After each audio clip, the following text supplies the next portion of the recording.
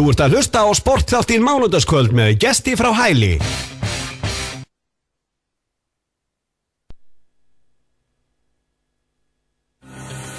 Þú ert að hlusta á Sportþátturinn mánudagskvöld með gesti frá Hæli. Jú, mikið rétt, Sportþátturinn með ykkur hérna á þessu mánudagskvöldi. Klukkan orðin korter yfir 10, mánudagskvöldi 12. maí og við erum konir í körfuboltan. Það er NBA úrslitakeppni sem er í fullum gangi og við ætlum að fara yfir í English. The NBA players are now og Erik Olson er komin á línuna, þjálfari FSU. Hey Erik, how are you doing? Hey Guster, doing great man, thanks for having me on. Yeah, no problemo. How do you like the weather in Iceland today? Well, it could change tomorrow, but today was a great day. Yeah. It's a good start to summer, I know you'd agree with that. So Yeah. we may be in for some good weather here. Is it better weather in the summertime here in Iceland than in Boston? You know, it's close. It's different. It's much cooler out here, but it's been great so far, and hopefully it'll stay this way. I know you're aware that it can change any minute in Iceland, so we'll keep our fingers crossed. Yeah. First thing I'm gonna ask you before I talk about the NBA, you signed Sure. a new contract with FSU? I did re-sign with FSU for next season. It'll be my third season here. You know, we did that right before I left with the USA team, the U18 USA team as part of the World Championships. Right before I left for that experience, we re-signed at FSU, and we re-signed our American from last year, and essentially our entire team is coming back. Yeah. So, you know, we're probably ahead of most teams in the sense that we're nearly done putting our team together, and we feel good about next season. So this third year, we're expecting big things, and I think everybody's excited about the chance, you know, to have a pretty successful season if we can come together a little bit and get better. And then you also get a player from Scotland who is going to play for the youth team. That's true. We did. We picked up a Scottish player. He's on the Scotland U18 national team, and he's going to be an NCAA player in America. So he's working to get an NCAA scholarship. And we've got a couple of players.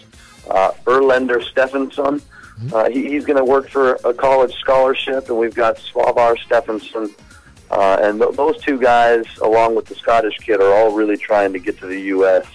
To be a college athlete and get a full scholarship, and so we've got a bunch of players that are working hard to make something out of this basketball deal. And actually, we've had 3 kids that are now called into the Icelandic U20 national team training group. Okay.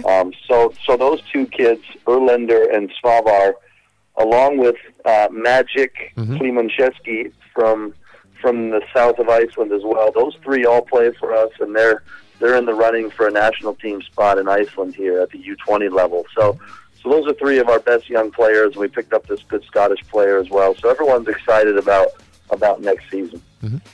And how is it going the first time you were coaching now the youth team in USA, under 18? Well, that was something special. I mean, I was blessed to be a part of it. You know, when you're representing your country, you know, at the World Championships, it was something great, and a great learning experience and chance to meet high-level coaches and actually sit down with NBA scouts and really just, you know, get to pick people's brains and try to learn some things. And it was a great experience, and it was good to get our club out there as far as, you know, FSU and Iceland having an assistant coach with the USA team. I got to network and really put our name out there. And so that's all part of building the brand and trying to turn the program around at FSU. We're trying to turn ourselves into a winner, and we're hoping next season is going to be that season we can really make some noise. And this, do we get a lot of time with the under 18-year-old? Isn't it hard to, you know, with this nationality team in USA, they are not playing together? No, that was the hardest part. These kids had never actually played together. So we had 12 kids that had never played together because the U.S., obviously the national team system is much different with all the players, you know, and it's just a different schedule in the U.S. So we were playing France and Italy and Spain, and some of these teams that have probably been playing together for 4 or 5 years, pretty much as the same group. So we did quite well. We finished second place. That was the best the American team had done in over 20 years. Okay. So we did very well just to get to the championship game, and it came down to the fourth quarter. We just came up a little bit short against a really good Italy team that has numerous NBA prospects and high-level players that are going to be millionaires someday. So it was quite a challenge for us to get that far, but so it was great learning experience for our players, and most of those kids are going to go on to play high-level NCAA, and some of them will play professionally, potentially even in the NBA. So there was a lot of great players at that World Championship tournament. So it was something special to be a part of. And you're also going to be a part of it in April, right? Or this summer, the Albert Schweitzer tournament, which was what we participated in, is every 2 years. So that was it for the USA team as far as tournaments are a part of. They will train this summer. This team will still train over the summer. But that's it for tournaments this summer. And then the European teams all compete in the European Championships, which are happening this summer. So Iceland will participate in that. And numerous other teams around Europe will compete in the European Championships, which the USA team obviously will not be a part of. Yeah. And now the NBA. You've been watching the NBA playoffs? Yes, sir. This is my favorite thing to talk about. We can talk about the NBA for hours, but it's been crazy. I've watched the majority of the games now over the last 2 weeks, and go ahead, shoot me some questions. I'd be happy to share some thoughts with you, and I know you've seen some great games as well. But I'm going to start in the West. All the games there went to 7 games, but not Houston and Portland. But still, Houston and Portland was very fun. Well, I think that was a great series. Like you said, they've all been great series, and they've all been kind of something great to be a part of, high-level basketball and great teams. So I think San Antonio is going to be the team to beat. I really do. If not Miami, I think San Antonio will be right there. But we'll see. There's a couple teams. Obviously, Oklahoma could be there as well. Yeah. But like you said, on the Western side, when all the teams go to Game 7, it really shows that anybody can win it in the NBA. Yeah. So there's a handful of teams that probably feel like they could win the championship. How do you like about the Clippers and Oklahoma series? Well, I watched that game last night, and anybody that watched it was amazed at the fact that Oklahoma had a 22-point lead in that game and managed to lose. So again, it's such a long game in the NBA. It's a lot of playing time per game, and it just shows you that a basketball game can turn very quickly, much like any other sport. But when the referees let teams play and it goes up and down and back and forth without a lot of calls being made, a team like the Clippers you saw last night, they hit a couple shots, they made a couple plays, and before you know it, that 16 or 18-point lead was down to a very small margin. So it was pretty exciting to watch, but I think Oklahoma's probably on the other side of that saying, we made a lot of mistakes we shouldn't have made, and Kevin Durant had 3 turnovers in the fourth quarter. So otherwise that could have been a different game, but hey, I guess that's how basketball works. It could change very quickly. But good what Doc Rivers told at the game. I am going to have a beer after this game. Well, he's a veteran guy. He obviously understands, but man, you can't imagine the amount of work these NBA people put into each game, and the fact that they're on the road for 9 months without really seeing their family, and so for these coaches, towards the end of the season, I'm sure they can kick back a little bit, little reflection after season. But Doc Rivers is a hell of a coach, and he's found a way to win every single place he's been. So he's done a great job there getting that team to play defense, and it's been fun to watch. I still think Oklahoma's going to win that series, but the Clippers gave themselves a chance by winning that game. So it'll be interesting to see. I think San Antonio tonight will wrap up their series and stretch that. Obviously, with the sweep, they'll get a little bit of time off before the next series. So I think they're going to be the team to beat in the West, and obviously the Heat on the other side are starting to really look scary again like they did last year. And Magic Johnson, he was a Clippers fan yesterday. Apparently. Your guess is as good as mine on that, but Magic Johnson seems to be everywhere these days. But the Clippers, like I said, they're just playing good basketball at the moment, and that's a fun series to watch. But I'm kind of into the Eastern side of things as well, watching Indiana now. Get back to their defensive mindset where they're just tough to score on and they're making great plays. I think Indiana has the best chance to beat the Heat. I'm not sure the Spurs could beat them. Maybe they could. They proved last year they could beat the Heat. But I think if anybody's going to beat the Heat, it's going to be the Pacers. Is it because of the defense, or just because of the defense and how physical they are? And the fact that they've got the superstar power. They've got Paul George. They've got Lance Stevenson. They've got Roy Hibbert.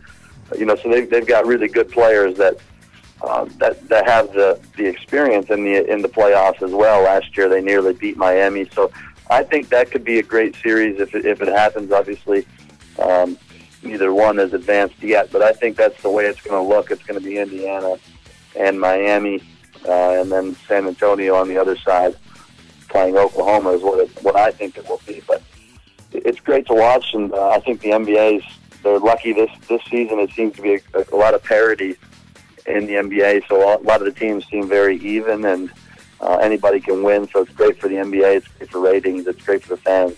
So it's a great summer to be a part of the NBA, I think. And you're watching in Brooklyn Nets, your old fellows. That one's tough.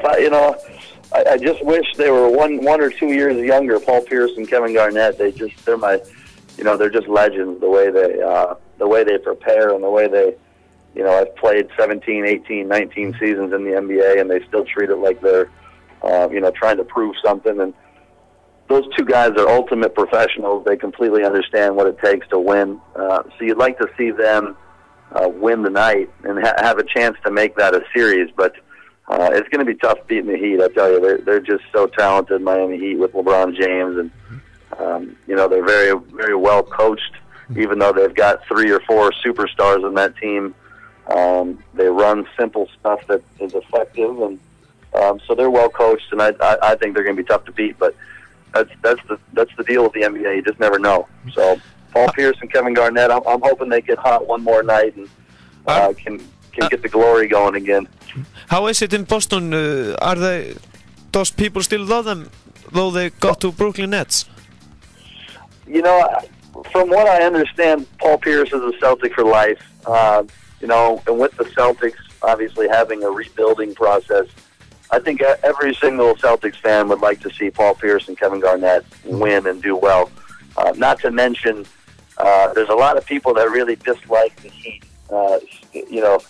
Especially in the Boston area. There's not a lot of Miami Heat fans in the Boston area, so I think there's a couple closet fans out there cheering for Brooklyn to win that series. Yeah. So you think in the finals it will be maybe Indiana or Miami against San Antonio Spurs? If I had to put a little money on it, Gester, I would put a little money on the Spurs and the Heat. I'd like to see Indiana beat the Heat, just because Indiana is so physical and they play defensive basketball. They're a different style. Yeah. But I do think the Heat have too much talent, so I think it'll be Miami versus San Antonio in the finals. And, as a basketball fan, I'd be cheering for the Spurs. They just play great basketball, and I think anybody that's watched the NBA and watched the San Antonio Spurs knows, how good of a team they actually are, the way they pass and they make the extra play, and they kind of play, above their individual talent. They play better as a team than they do as individuals. And Miami's kind of the other way. Miami plays, they kind of get the ball to their best player and hope that he makes something good happen, whereas the Spurs play team basketball. So as an NBA fan or a basketball fan, I'd be pulling for San Antonio, but whenever you've got LeBron James on your team, Gester, you've got a good chance to win a championship. Yeah. So it's going to be tough for anybody to knock the king off. It was very cool to see when LeBron James dunked and watching Michael Jordan when he was in the air. Hey, no offense to LeBron James, but no one can compare to Michael Jordan. I tell you that. Yeah.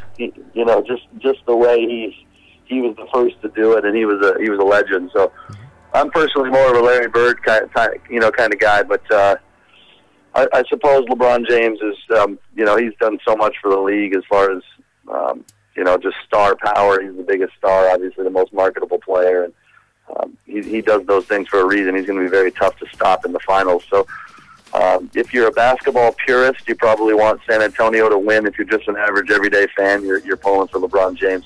Mm-hmm. It's going to be. What about if Indiana and San Antonio Spurs will meet in the finals? Isn't that like two very different teams, like an old team against young team? I would not be surprised if that's the outcome. If it's Indiana and San Antonio, I think that'd be a very, very good basketball series. But like I said before, I think Miami's going to be tough to beat. Yeah. But I think it would be. I think the defensive side of things, you'd like to think defense wins a championship. But on the other side of that, in the NBA, that rule isn't necessarily always true because of how good these players are offensively. The Spurs can score so easily and so quickly in possessions, that they're getting extra possessions versus other teams. And, if they're taking 10 or 15 more shots than their opponent and they're making a high percentage of them, they're very, very tough to beat no matter how good of a defensive team you are. So I think in the NBA, the old saying that defense wins championships isn't necessarily true as much as it used to be. But the Spurs play great offense. The Indiana Pacers play great defense. I think it'll be a great series if it happens to go that way. But there's a lot of basketball to be played still, and really anything can happen, as we saw last night with the Washington Wizards blowing a 22-point lead, and Oklahoma City blowing a 19 or 20-point lead. So really, it's anybody's game, and I'm happy to be watching it. I know you are too. So. And what about before I let you go, I'm going to ask you one question. Have you heard something? Have you heard something about the NBA draft? Is it some player that every team wants to have? Well, there's a few players that are up there. Jabari Parker is one of those players. He played at Duke this year, and then there's another kid, Andrew Wiggins, who played at Kansas. I think those are the two top prospects. But there's others, obviously, but. The NBA is a different beast. I mean, there's a lot of really good international and really good college players that just never translate into NBA players. And but I think if you were to pick two guys that have a chance to make it, that's Jabari Parker and obviously Andrew Wiggins. Those two guys are going to be pros for a long time in the NBA. So I'm actually an old Milwaukee Bucks fan. There's not many left in the world, Gester, but they have a chance to land the number one pick, and if they do, they're going to land a great player. So they say this is one of the most talented drafts in a long time. Who knows? They say that every couple of years. So, but I'm a fan of the NBA draft. You get to see young players and international players kind of break through the NBA, and that's very interesting. As we are involved in the international game, so to speak. So I'm a fan of the NBA draft, but I think aside from the top two picks, it's really, it's kind of a crapshoot. You never know what you're going to get outside of those two players. So that's a tough profession, I tell you. I wouldn't want to be in those NBA draft rooms where you're trying to decide, which guy you're going to throw millions of dollars at. That's a tough decision to make. Mm-hmm. Last question. Have you played with in a team in the USA, have you played with a guy who is playing in the NBA? I actually did in high school. A few players, most notably Chris Humphries, who plays for the Boston Celtics now. We met Chris Humphries. I was a sophomore in high school, 16 years old, and we were playing Chris Humphries' team to go to the state championship game, and they had not lost a game all season. They had 2 or 3 very high-level players, and Chris Humphries was obviously one of the best players in the country, and but they took us down, Gester. They beat us by 8 or 10 points. It was a good game, but Chris Humphries, that was the only NBA player I played against in high school and then in college. in college mostly played against international type of players, where guys that are playing in the EuroLeague or in Germany or Spain. And doing good so there. I played against a lot of guys like that in college. And then obviously I was lucky enough to play overseas for 4 years as a professional. So I've kind of seen the game from a different side of things, and so I've been around a lot of basketball, and just kind of, thankful for where I am and happy to be at FSU next season. And so it's been a fun ride, Guster, and I'll be interested to watch the rest of the NBA here for 6 weeks, and then by that time we're kind of preparing for next season, and moves quickly. So it's not far away where we'll be rolling the ball out for our first training at FSU. Yeah. Erik Olson, thank you very much for giving us time. We're going to play now the black and yellow. Guster, thanks for having me, man. I look forward to it next time. Yeah, thank you very much. Bye. Já, Erik Olson, þjálfari FSU þarna ferð, spilur maður sjálfsög bara black and yellow remix, það er reynda gamalt.